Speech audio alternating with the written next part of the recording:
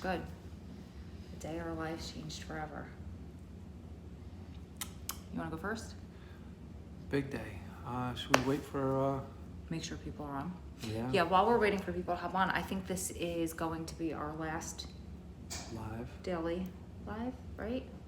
Yeah. Last daily live, definitely. Hi, Olivia. We're going back to doing some, hey guys, we're going back to doing... More videos like Yeah. you used to film. Yep. We got a whole bunch of packages today. You guys are incredible and so generous. We barely were able to fit them in the car. We had to put the seats down. There were so many. And we decided we'll probably unbox those on a video because we don't know who things are from. So we want to make sure we say thank you.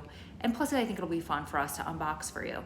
They said we both look beautiful. Oh, thank you. Thank you. So now that there are a few people on, is your new address here? We'll put it in there. It's not.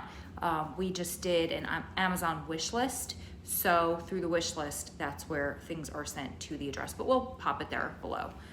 Okay. Oh, that's my color. Thank you. Okay. It is. You look stunning. Thank you.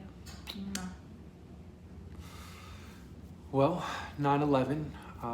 Although today is a somber day, a day of remembrance, obviously it changed the world.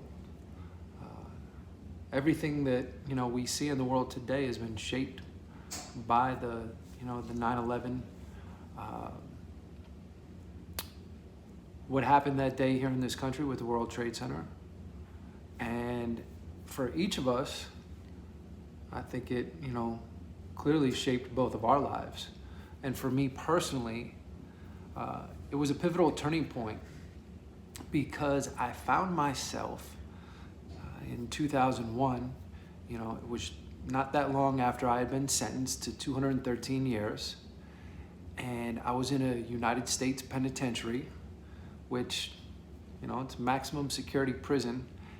And unfortunately, the day before, on September 10th, 2001, I was placed in the hole.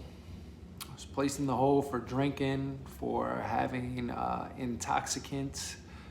And, back then I was running around wild. I hadn't, committed myself to the path that I eventually chose. And I woke up the morning of September 11th in a bare cell, no mattress, no clothes. I was in a pair of boxers, absolutely freezing. Anybody that's done any time in the hole knows how it is. I mean, they were carrying me pretty bad back then. But, I brought that on myself. And I was in the last cell at the end of the administrative AD unit, which is where you go before you see the disciplinary hearing officer. So I'm in the very last cell on the top range, all the way back in the corner by myself. And I get up that morning and I'm hungover, I'm depressed. I'm like, man, what am I doing in the hole? Like, I'm in prison, inside of prison. Like, there's nowhere else to go from there. So I hear the guys in the cell next to me, and I stand up. I step up on the toilet, one of those stainless steel toilets, that's attached to the wall and attached to the sink. I stand up, and I'm yelling through the vent to the guys next door to me. And I'm trying to tell them, listen, man, I'm over here. I need some stuff. They were guys from my unit who had been in basically like a small riot about a month earlier. So they were still back there. And I'm in the vent with them. And they're telling me, yeah, trade centers and blah, blah, blah, and airplanes. I'm like, yeah, that sounds like a great book. Send it over to me. I'm going to read that.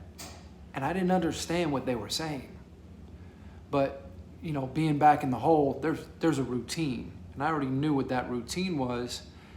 And I could tell right away, even though I was all the way down the end by myself, there was way too much commotion going on that morning.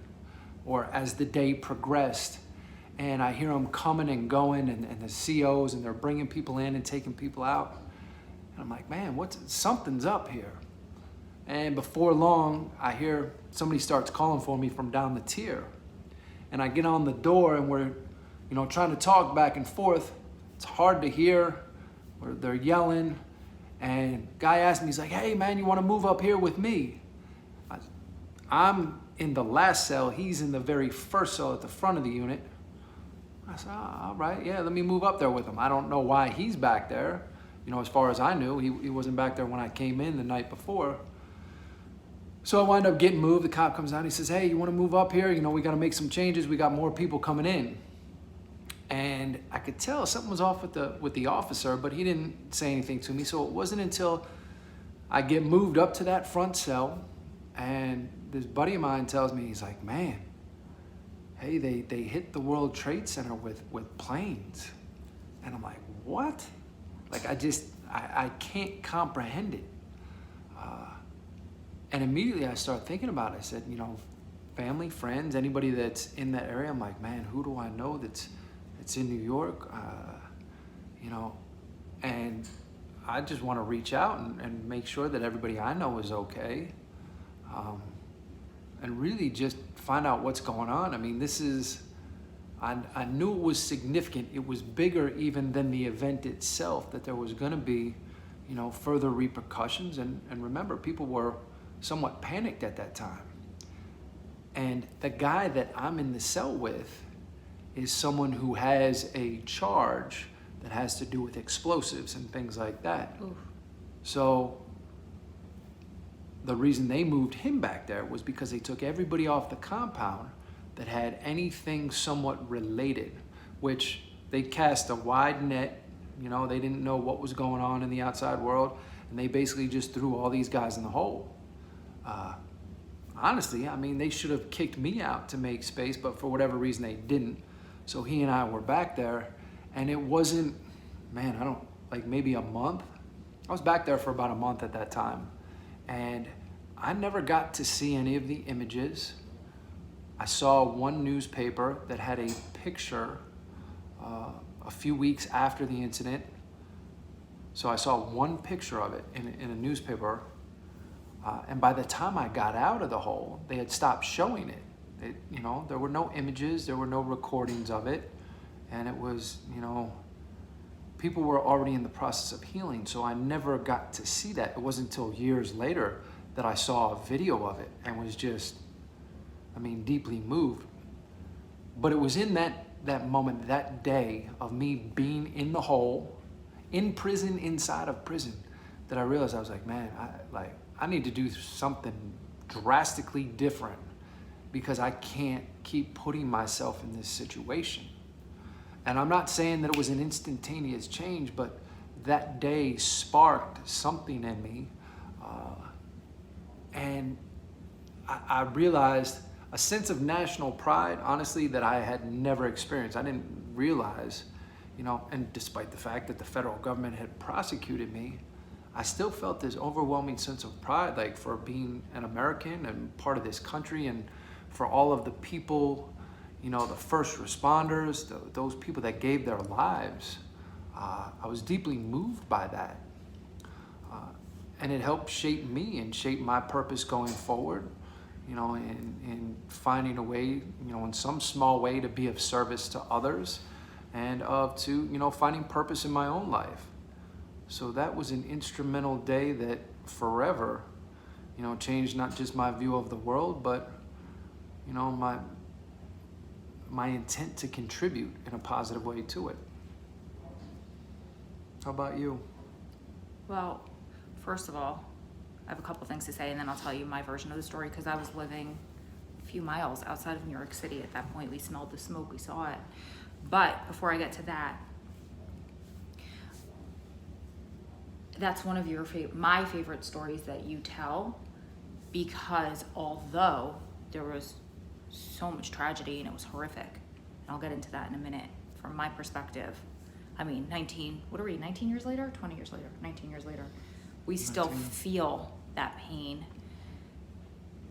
People from my community where I lived lost their lives, their parents' lives, stuff like that. So it's a very emotional day for me.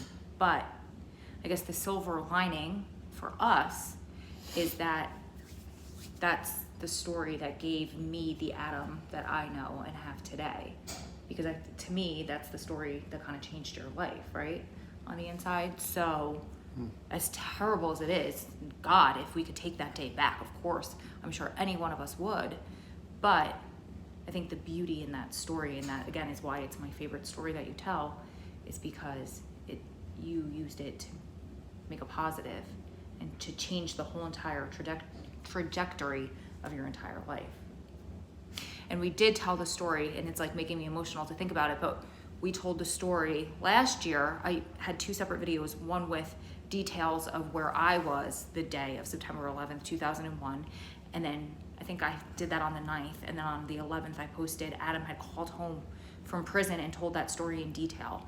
And the reason a lot of you probably didn't see it is one, because we have a lot of new people, but 2, even if you've been with me since the beginning, we used a lot of graphic terminology in that video because we didn't know any better. So YouTube demonetized it and they didn't share it out with anybody. So, and I don't care about that. You can go back on the channel and you can watch it because I think you told the story in more detail during that video and on that phone call. So it's a good one for you guys if you want to go back and watch, and it just shows how far we've come in one short year. So the day of September 11th, 2001, when this happened, I was fresh out of college the December before. I got my very first job out of college in January, and I was working that job that day, and I went in at 9 in the morning like it was any other day, and we started hearing buzz about something had happened, and a plane had flown into the World Trade Center, and we just thought it was somebody that went off course. And then as the events unfolded and progressed, it got worse and it got worse and it got worse. Well, I had so many friends who worked in the World Trade Center. That's where most people that I went to high school with, that's where most people, their parents worked while I was in high school, and then they got jobs there, because we were, again, only a few short miles outside of New York City. So as this is unfolding, just like you said, I started thinking, who do I know that's there? I had family members that were there. Thank God they got out, but they're still to this day traumatized. It's a very tough day for them. I had a really good friend who should have been on the train. He actually should have been there when this happened, but he had overslept that morning. So he was literally on the subway platform waiting in New Jersey to catch his subway to New York, thinking he's gonna get in trouble that he's late, and that oversleeping saved his life. Unfortunately, I had people who I knew, not directly, like a friend's brother who I didn't know, that kind of thing, who did lose their life. I think the craziest thing for me to experience during all of that time was that I worked, again, a suburb outside of New York City, and there was a train station right by the office where I worked in at the time, and there were for months cars that were abandoned because it was a hub where people would take the train from the suburbs of New Jersey into New York City. So the train stations were full of cars of people that never came home. And it was horrible. And then for the months after that, the train stations were empty because people couldn't go into offices there. And it was eerie. And the second time that I ever saw that was during COVID, when all the train stations were empty. And I remember telling you that on the phone when you called home one time. I was like, this is so reminiscent of 9/11, where there are no cars at the train stations, and it's freaking me out because we all have some sort of PTSD about that. But so when the second plane hit that day, the next rumor was that they were going after bridges and tunnels, and my father was commuting at that point, and at that time in the morning I knew he would have been going over the George Washington Bridge, and I started to freak out. And I was working in human resources at that point. I wish I stayed in human resources actually, but that's a story for another time. I was working in human resources at that point, and one of the women that worked there, she kind of ran the office, was this little old Italian lady named Connie. And Connie kind of became like my aunt because I was really young at that time. And she looked at me and she said, honey, you're gonna be okay. Everything's gonna be okay. We're shutting the office. Go home and be with your family. And I remember driving home, I was shaking because we didn't know what was happening next. We didn't know what was going on. We didn't know where this was stemming to. We just knew that it was that T word and it was really bad. So I was shaking, went home. They were shutting schools at that point. They were shutting roads. I know my dad got stuck on the bridge. He had to leave the car and walk to family members, and he couldn't get home for a couple of days. But I am so, as awful as that was, I'm so grateful that that's all that I had to experience. And I saw in the comments that somebody said, you might have been in the hole, but at least you're alive to tell the story. Absolutely. True. Without a shadow of a doubt. I am so grateful for all of that, and I'm grateful that we're here to share these stories.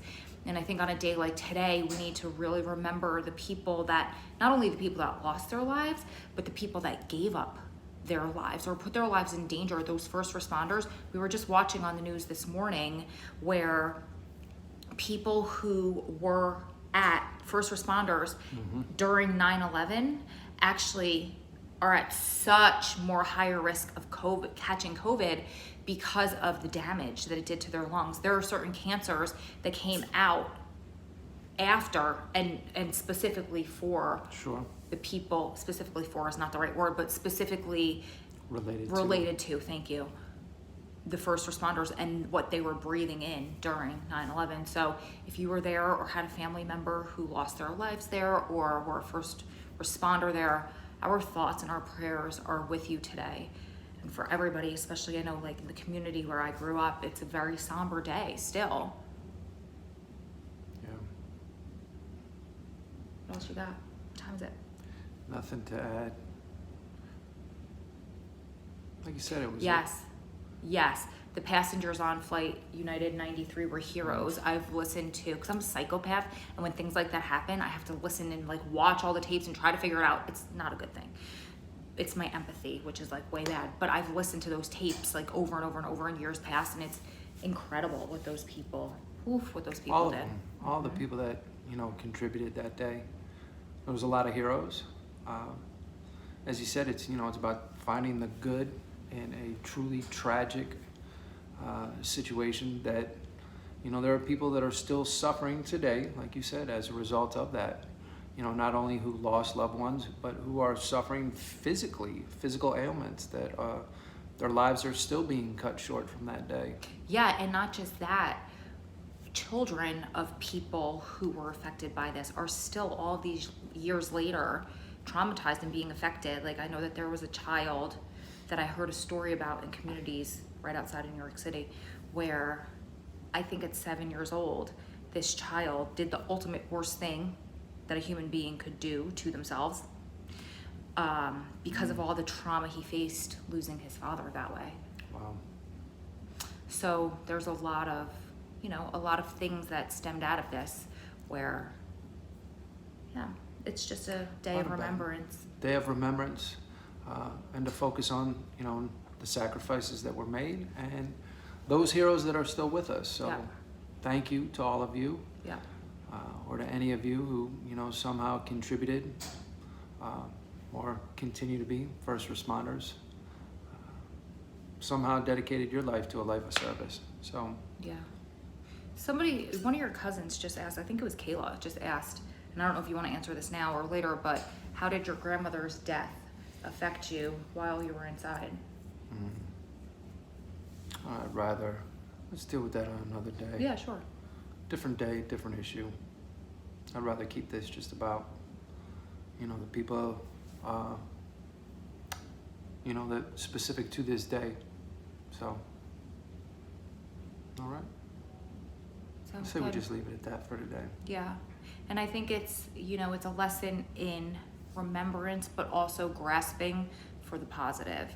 And so if we could leave you with anything today, that's what it is remembering and paying respects where it's due, and then also figuring out how you're gonna pick up your pieces and move on, because we all had to learn how to, especially in the area where I lived, but where you have to pick up your pieces in a tragedy. I mean, when you have a loved one who's incarcerated, your life, it's in shambles. A lot of times people don't even know what their loved one is doing, and then all of a sudden their life is turned upside down.